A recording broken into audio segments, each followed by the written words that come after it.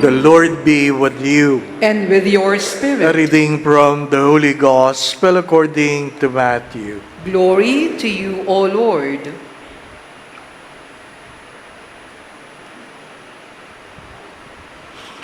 Jesus said to his disciples, "The kingdom of heaven is like a treasure buried in a field, which a person finds and hides again.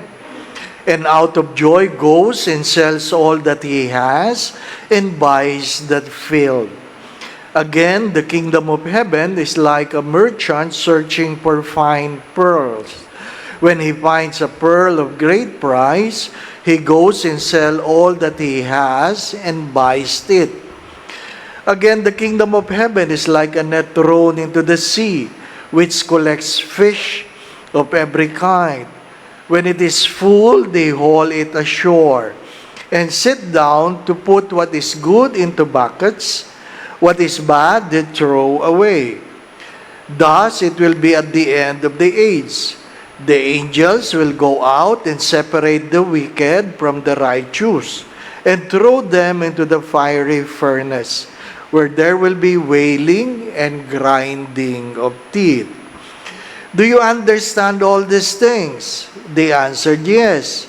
And he replied, "Then every scribe who has been instructed in the kingdom of heaven is like the head of a household who brings from its storeroom both the new and the old."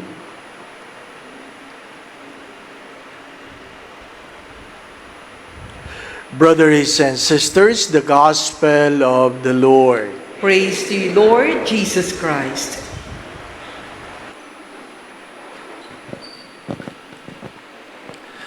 While in the plane waiting for the door to open, it was announced that our luggages will be found in, how do you call it, Bay 8? Carousel number 8. So, we go out, and when we're already in the carousel, we saw our plane number in carousel number 6. Sabi ko sa kasama ko, 6, hindi 8. Yung mga kasama naming iba, nakita na nilang nasa 6. Sabi nila, doon tayo sa 8. Sa 8 naka-announce. O hindi nagpunta sila sa 8. Ano po? Ano ang tama? Hello? Ano ang tama? Knowledge is the capacity to gather facts. Understand that. Knowledge is the capacity to understand facts. To gather facts. Comprehension is to understand what you have gathered. Hello? Knowledge is the capacity to gather facts. But comprehension is to understand what you have gathered. Critical thinking is to process what you have understand. And wisdom is to know what the best thing to do. Magkakaiba yung apat. Magkakaiba. Meron ka bang knowledge? Meron ka bang alam? Hindi po ba, ano? Meron ka bang alam? Ikalawa, naintindihan mo ba? Hindi po ba, ano? Meron kang alam pero hindi mo naintindihan. Ano pa? O ano ngayon sa naintindihan mo? Di ba? Wet paint. Wet paint. Ay, basa nga. Basa. Hot surface. Ay, ang init nga. Di ba, na? Presuming you have knowledge. Pag wala kang knowledge, Dakdak ka ng dakdak, may tawag sa iyo. Di po ba ano? May tawag sa iyo. Huwag na nating sabihin ko sino siya. Di po ba ano? Ha? Kayo naman. Nanonood kayo, no? Pag siya na nagsalita, pwede na mag-CR. Nakakalungkot ang bansa natin. Ano po? Anyway, nawala ako. Knowledge, comprehension, critical thinking, and wisdom. The first reading speaks of wisdom. Why did Solomon choose wisdom? To put it into context, knowing how to pray is a skill. Knowing how to pray is a skill. But knowing what to pray is wisdom. Hindi lahat ng marunong magdasal alam kung ano ang ipagdadasal. Kaya mahalaga kung ano yung karunungan. Ano yung karunungan?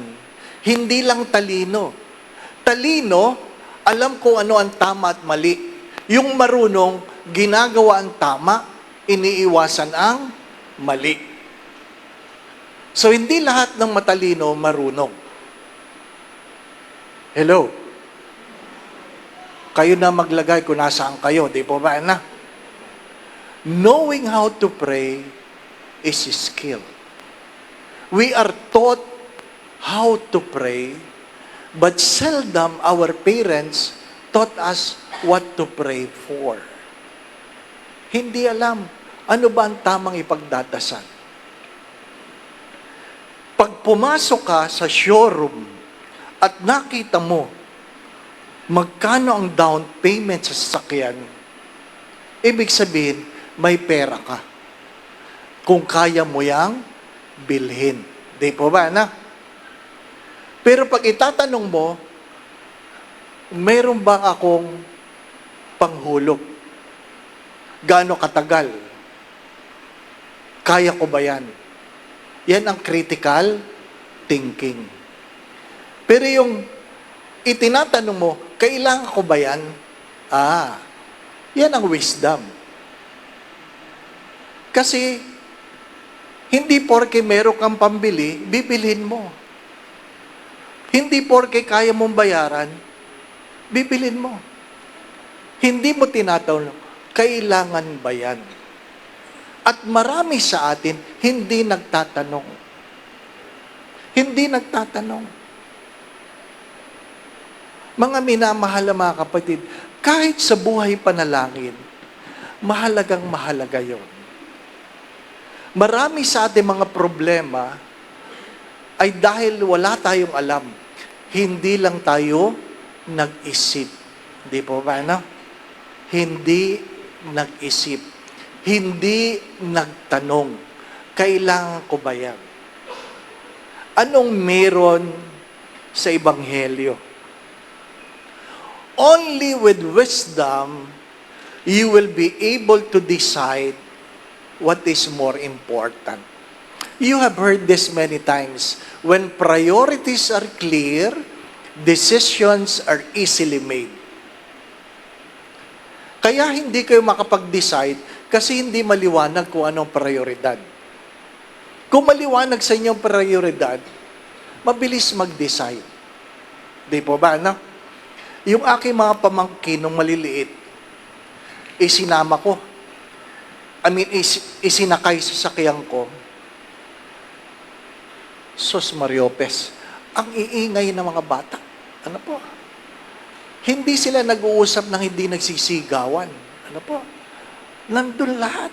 Ha? Doon ko lang naisip, mas masarap ang pasahirong natutulog kaysa doon daldalan ng daldalan. Ang ingay talaga. Para mapahinga ang tenga ko, sabi ko, naiihi ba kayo? Ano po? Naiihi ba kayo? Sabi nung isa, isipin ko po. Isipin ko po. Ibig sabihin, hindi yun naiihi. Naintindihan po ninyo? Kasi pag naiihi ka, nararamdaman mo. Di ba? Kasi pag tinanong mo, gusto niyo kumain, kahit busog kakain. Di po ba, no? Pero pag naiihi ka ba? Di ba? Marami tayong problema sa bahay dahil hindi tayo nag-iisip. Mga simpleng problema, kahit buhay mag-asawa. Kahit buhay mag-asawa. Suriin ninyo ang inyong mga pinag-aawayan. Minsan walang dahilan. Walang dahilan. Hindi lang talaga na pag-isipan. Di po ba? Ano? Napanood nyo ba yon? Ha? Naglalaro yung asawa sa cellphone ng misis niya. At nag-ring yung cellphone. May lumabas na pangalan ng babae. Sinapok niya ang asawa niya. Sino naman yung babae mo? Di ba? Natulala yung lalaki. Sabi niya, malay ko kung sino yan. Sagutin mo ako, sino yan? Sabi ko, hindi ko yan kilala. Huwag kang magsisinungaling, sino yan? Sabi ko, no. Hindi ko alam, cellphone mo ito eh. Alam nyo, minsan, yung mag-asawa nag-aaway, ang solusyon lang, pakuluan ng cellphone. Ipainom sa kanila ang sabaw. Hindi nag-iisip. Mga minamahal na mga kapatid, kung hindi mo alam ano ang mas mahalaga sa lupang ito, paano mo maiisip ko anong mahalaga para sa langit? Hello? Di ba? Natandaan niyo yung pag-aaway ng magkakapatid, nag-aaway sa kapirasong lupa. Alas 4 nagsimula, bangayan ng bangayan. Pagdating na alas 5, dumating ang mga asawa, lalong gumulo. Ano po? Ha? Naka-4 na tasang kape na ako. Wala man lamang cookies. Ano po? Nakikinig ako. Nanginginig na ako sa kape. Ano po? Ginagawa ko na lang libangan yung kape. Mag-aalas 6 na, nakita ko, naghahain na para sa hapunan. Hindi na ako nakikinig sa kanila. Ang iniisip ko na, ano kaya ang ulam? Ano kaya ang ulam? Nakita ko may bowl, ay may sabaw. Ano kaya ito? Tinola? Ano? Kung ano-ano na lang. Bahala sila, nag-aaway sila. Pero alas 6, gutom na ako. Sabi ko, pwede po ba ako magsalita? Sabi magkapatid, Father, salamat naman, magsasalita rin kayo. Sabi ko, hindi ko alam na pwede pala akong magsalita. Sabi ko gano'n. Ano po? Sabi ko, ang akin lang tanong, yung po bang pinag-aawayan yung lupa, madadala nyo ba sa impyerno? Simple lang ang tanong ko. Yung po bang pinag-aawayan yung lupa, madadala nyo ba sa impyerno? At merong katahimikan, nag-isip. At sabi ng isa, bakit naman sa impyerno, Father? Tama ang tanong. Ang sagot ko ay, bakit? Sa palagay nyo, makakarating kayo sa langit dahil lang sa lupang yan? At tahimik, umuwi ako, hindi ako pinakain. Bakit? Mahirap pakinggan ang katotohanan. Pero kung inyo lang pinag-iisipan, ang inyong mga pinag-aawayan, wala tayong dapat pag-awayan. Di po ba, no? Mag-isip lang. Kung ano man ang iyong pinagdadasal, itanong mo muna, tama ba ito? Ito ba? My dear friends, my brothers and sisters, you have nothing to process if you do not have knowledge. And if you do not have knowledge, you have nothing to comprehend. And because you have nothing to comprehend, there's nothing to sort out. And if there's nothing to sort out, there's no wisdom necessary. Do not forget this. Ang matatalino alam ang tama at mali. Ngunit ang marurunong ginagawa ang tama, iniiwasan ang mali. Kaya mong ibenta kahit anong mahalaga sa buhay mo. Kung alam mong ang bibilin mo, mas mahalaga kaysa ibinenta mo. Di po ba? Huwag kayo mag-aaway, Mrs. Pag tinanong ni Mister, kailangan mo ba yan? Di po ba, ano? Ang dami mo ng bag. Ang tanong, kailangan mo ba yan? Ang sagot ni Mrs., maganda. Di po ba, ano? Mali ang sagot. Hindi porke maganda, kailangan. Di po ba, ano? Parang pagkain yan. Puro pagkain. Pinag-uusapan namin kanina, di po ba, ano? Pagkain. Ang sarap. Kailangan mo ba yan? Di po ba, ano? Masarap. Oo nga, alam ko masarap. Pero kung bawal sa iyo, hindi mo yan kailangan. Di po ba, na? Ha? Kaya pag ikaw'y nangatuwiran, may gamot naman May problema ka. Kulang ka sa talino. Di po ba, no? Kulang ka sa talino. Alam nyo, para walang away, pakainin nyo. Ano po? Bigyan nyo na. Bigyan nyo na. Kasi sabi ng doktor, pag pinayagan mo ng kumain niya ng kahit ano, ang tawag dyan ay wala ng pag-asa. Kaya pag kayo ay pinagbawalan ng doktor, meron pa kayong pag-asa. Mamili kayo. Hindi po ba, ano? Yung mga paring nagsabing, para saan pa ang gamot? Kung hindi ka kakain ng bawal. Patay na silang lahat ngayon. Ano po? Kaya mamili kayo. Di po ba, no? Again, my dear friends, my brothers and sisters, why wisdom is important? Because you cannot make a right choice without wisdom. You have to understand this, that discernment is not about right and wrong. Discernment is about choosing the best thing to do. Amen. I do not know if you know this, but I think you need to know this. Recently, I was with some school directors, and it was alarming to know that we have grade 5 students who cannot read. Grade 5 students who cannot read. Can you imagine? Grade 5. And what is more alarming, we have grade 11 students who cannot comprehend. Who cannot comprehend. Ang laki ng budget ng education, di po ba, no? Anong nangyari? Di po ba, ano? Yan ang nakakatakot. Yan ang nakakatakot. Magandang pagnilayan yun. Again, my brothers and sisters, knowledge is the ability to gather facts. Critical thinking, to comprehend is the ability to understand.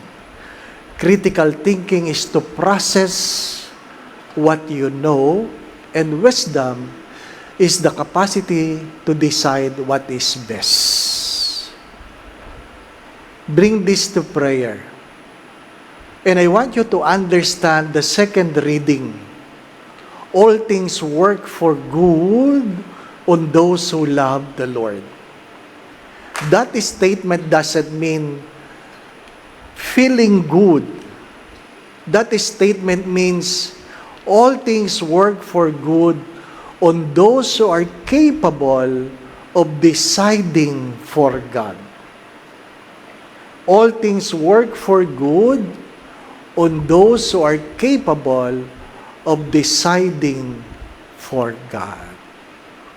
Because not all decisions are for God. The Lord be with you. And with your spirit. And may Almighty God bless you and your family, the Father, the Son, and the Holy Spirit. Amen. The Mass has been offered. We go in peace to love and serve the Lord. Thanks be to God.